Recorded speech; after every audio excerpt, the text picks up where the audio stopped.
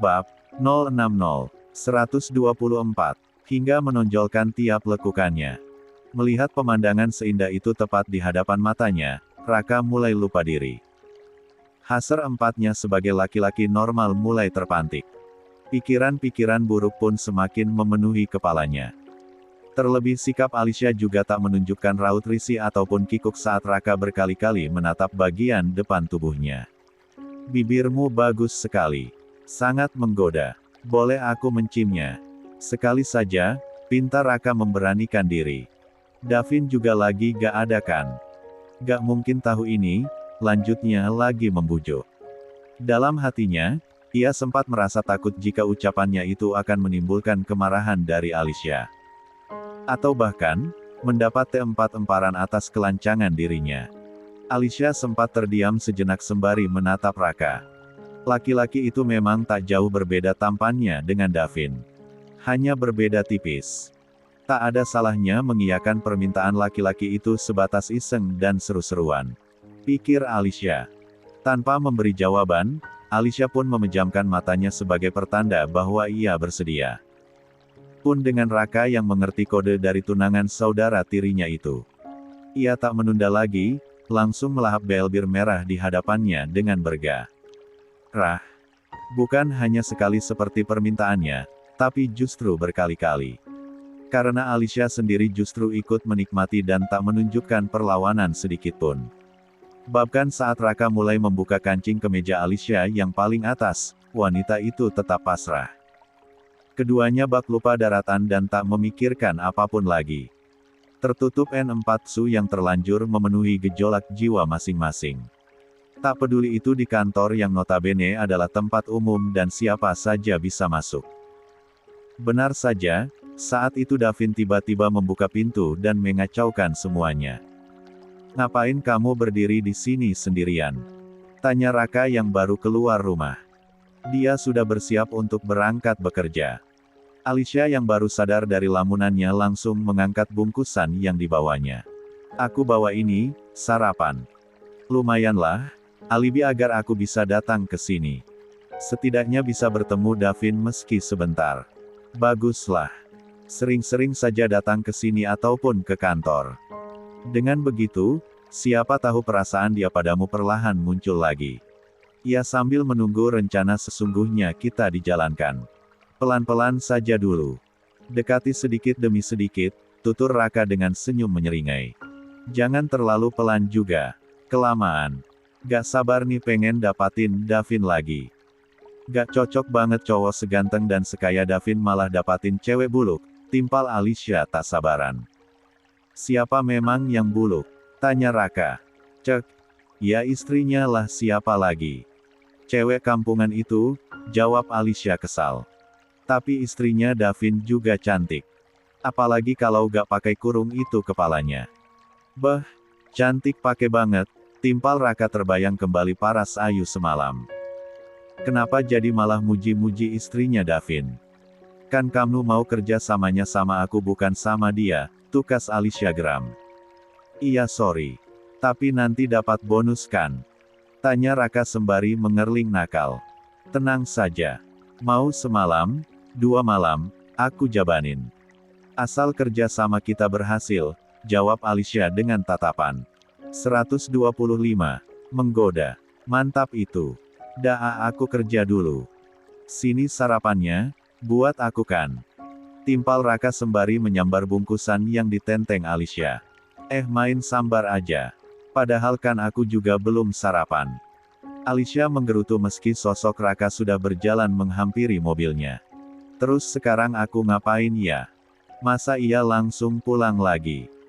Rugi banget sudah bela-belain ke sini, gumam Alicia yang masih berdiri di teras. Berbarengan dengan itu, muncul Nuri yang sedang mendorong Pak Damar di kursi roda. Di belakangnya ada Ayu yang mengikuti. Kakek ya ampun kakek. Senang sekali Alicia bisa ketemu kakek lagi. Dengan antusias, Alicia mendekati Pak Damar. Memasang wajah sumringah untuk kembali mencuri hati kakek laki-laki yang diincarnya kini. Alicia, ngapain kamu di sini? Tanya Pak Damar dengan kening berkerut. Ekor matanya sempat melirik tak enak pada Ayu yang kini berdiri di sampingnya. Aku, Maksudnya Alicia abis nganterin sarapan buat Mas Raka, aku Alicia salah tingkah. Raka, kalian pacaran? Pak Damar kembali bertanya. Lagi masa pendekatan aja, kek. Toh Mas Davin sudah menikah.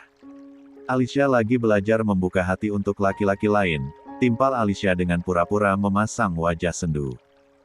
Davin memang sudah menikah. Ini istrinya. Menantu kesayangan kakek, balas Pak Damar dengan begitu percaya diri.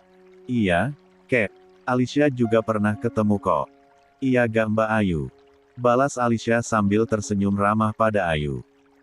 Meski dalam hatinya, hawa panas itu kian menjalar karena bukan hanya Davin yang begitu membanggakan Ayu tapi juga Pak Damar sendiri. Iya, Ayu menyahut singkat. Oh, iya, Mas Raka sudah berangkat kan? Kok masih di sini? Lanjut Ayu dengan suara senormal mungkin. Sengaja, mau nemuin dulu kakek. Sudah lama sekali tidak ketemu. Iya kan, kek? Jawab Alicia lagi. Kakek lupa. Maklum sudah pikun, balas Pak Damar. Ngeri, ayo. Kakek mau berjemur di taman, lanjut Pak Damar pada perawatnya itu. Sekalian belajar jalan ya, kek. Biar Ayu pegangin. Kata dokter kan kemarin, kakek harus mulai belajar berdiri pelan-pelan, tawar Ayu yang tetap berada di sisi Pak Damar yang mulai kembali didorong Nuri. Sementara Alicia dilewati begitu saja tanpa disapa lagi. Membuat raut wajah wanita cantik itu menekuk sebal. Dahlah pulang aja. Kapan-kapan bisa dicoba lagi. Perjuangan masih panjang, gerutunya sembari menghentakkan kakinya yang jenjang lalu berjalan kasar menuju mobilnya. Benar saja, sejak saat itu, Alicia seringkali bertandang ke rumah Davin ataupun ke kantor dengan alasan menemui Raka. Meski tetap saja, dia curi-curi waktu untuk bertemu dengan Davin meski melihatnya sekilas. 126. Mas, aku lihat Alicia jadi sering ke sini. Apa mungkin Mas Raka mau nikah sama Alicia? Kalau iya, kayaknya aku gak nyaman deh kalau tinggal bareng mereka. Meski cuma masa lalu, tetap aja aku gak nyaman, ungkap Ayu malam ini. Bukan hanya kamu yang gak nyaman sayang, tapi aku juga. Kalau cuma sebatas seperti sekarang yang cuma mampir sebentar sih gak masalah. Toh aku juga sudah gak ada perasaan apapun lagi sama dia. Bagiku dia benar-benar hanya masa lalu. Tapi kalau mereka benar-benar akan menikah, aku pastikan Raka jangan mengajaknya tinggal di rumah ini. Terserah mereka mau tinggal di mana. Di kediaman Alicia mungkin, timpal Davin panjang lebar. Janji ya.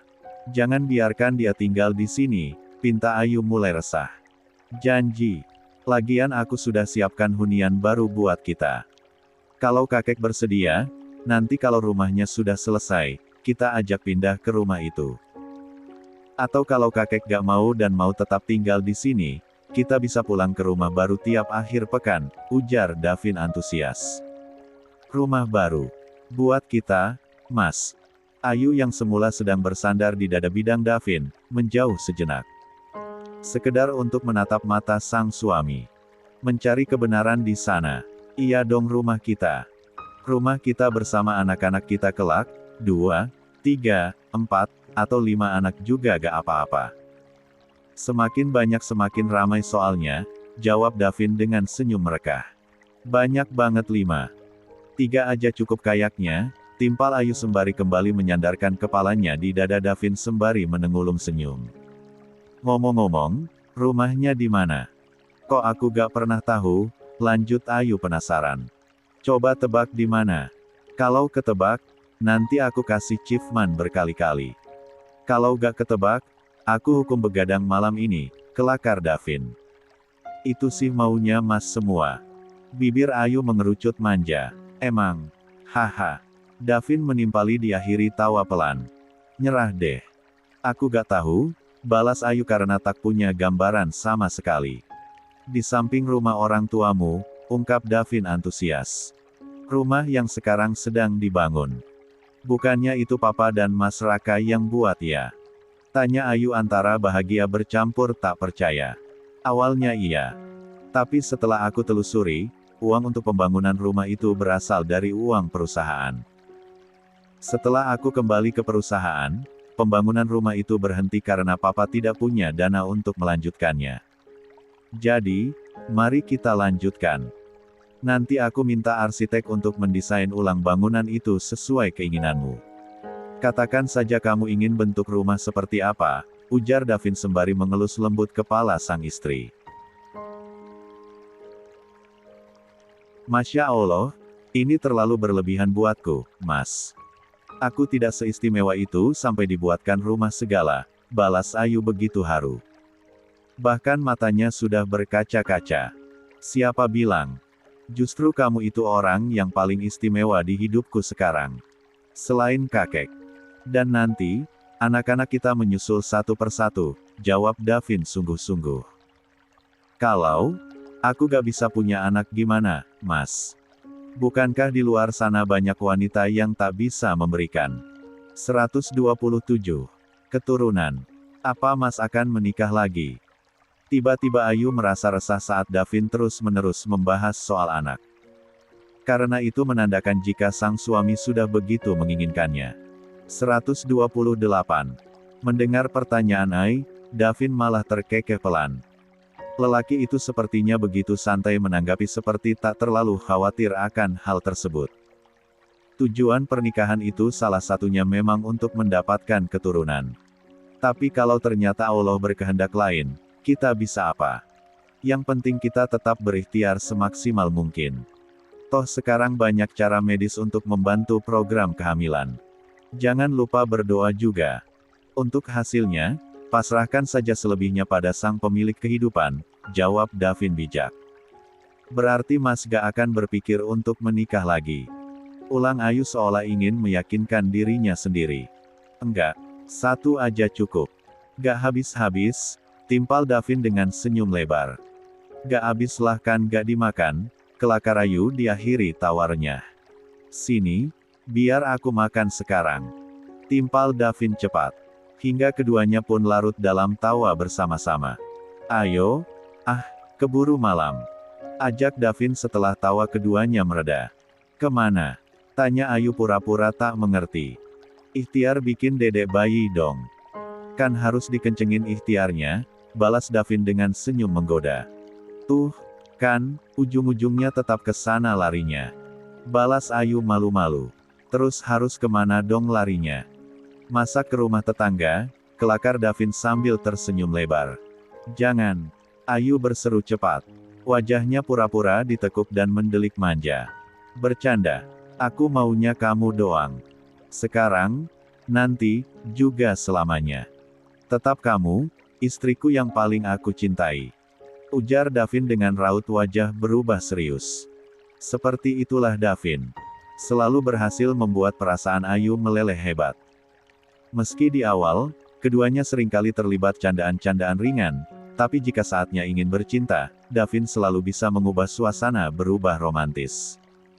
Hingga membuat Ayu terbuai rasa haru dan bahagia. Jika sudah seperti itu, mudah bagi Davin untuk menaklukkan istrinya itu. Karena pujian dan kata-kata romantis sebelum memulai perkentaan, seolah menjadi senjata paling mujarab untuk meluluhkan hati sang istri agar pasrah sepenuhnya. Tak ada drama penolakan seolah gengsi. Kecuali semburat malu-malu yang justru membuat Davin semakin merasa bergairah. Kamu cantik sekali mengenakan baju ini, sayang. Kanu berhasil menyihir mataku untuk tak mengalihkan pandangan meski sedetik pun ke arah lain. Pakai setiap malam, ya.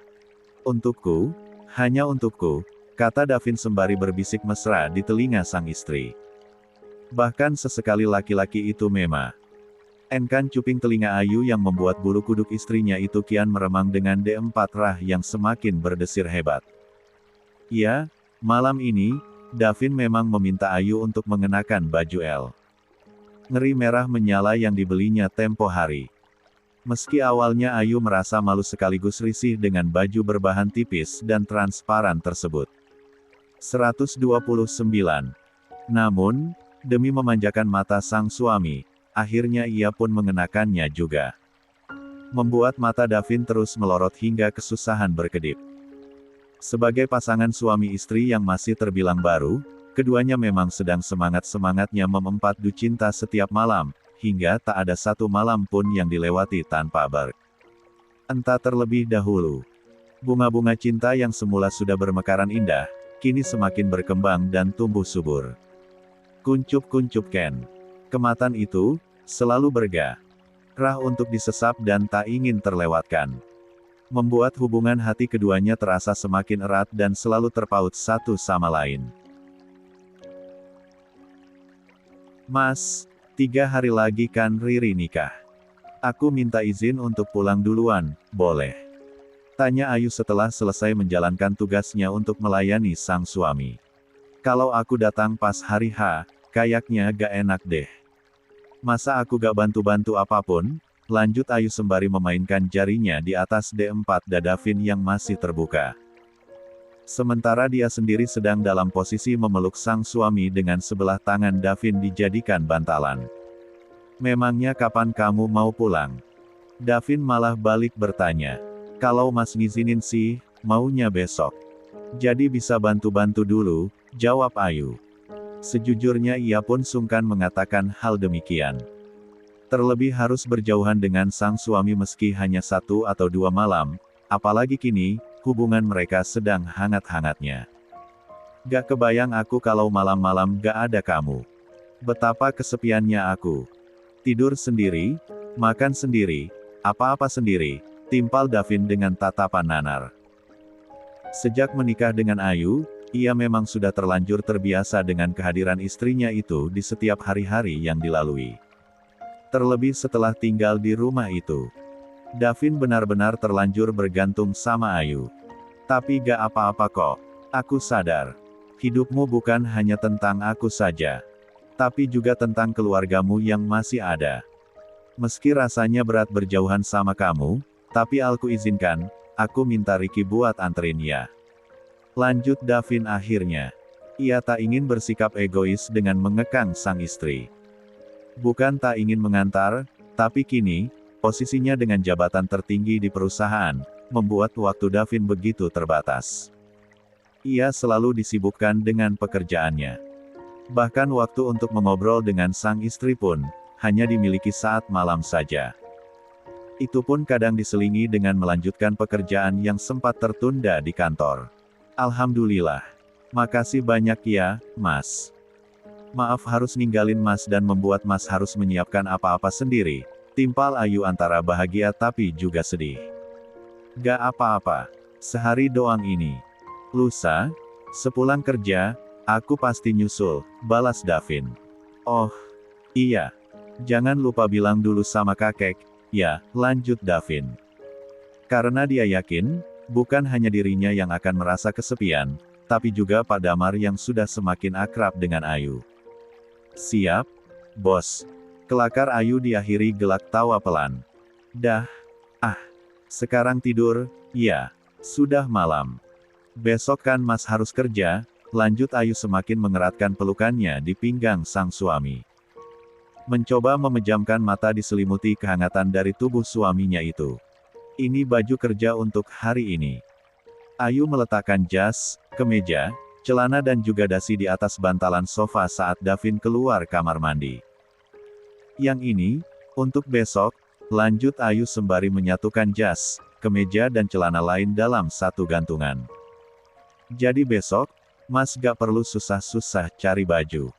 Tinggal ambil satu gantungan ini. Meski nada bicara Ayu terdengar biasa, tapi jauh dalam lubuk hatinya, ia merasa sedih karena akan meninggalkan. 130. Suaminya itu meski hanya semalam saja. Pun dengan Davin yang sedang mengenakan bajunya. Ia pun sama sedihnya dengan Ayu. Rasa kehilangan itu sudah mulai terasa padahal sosok istrinya itu masih ada di hadapannya. Hanya saja, saat pulang bekerja nanti, Davin tak akan mendapati keberadaan Ayu di rumah itu. Sudah selesai, Mas? Tanya Ayu sembari membenarkan dasi Davin agar terlihat lebih rapi. Davin mengangguk pelan. Ayo sarapan dulu kalau gitu, ajak Ayu yang hendak berbalik. Namun, tangannya keburu dicekal oleh Davin. Nanti kalau sudah sampai rumah, kabari ya. Kamu juga hati-hati di sana. Jaga diri baik-baik, tutur Davin penuh perhatian. Ayu mengulum senyum lalu mengangguk pelan. Tenang saja. Dari dulu aku sudah terbiasa. Makanya Mas cepat-cepat nyusul. Aku usahakan. Timpal Davin cepat. Ia pun langsung merengkuh tubuh istrinya itu dan memeluknya erat. Nanti malam gak ada yang bisa aku peluk, lirih Davin sambil mengeratkan pelukannya. La juga berkali-kali mencium pucuk kepala istrinya itu seolah akan berpisah begitu lama. Sudah.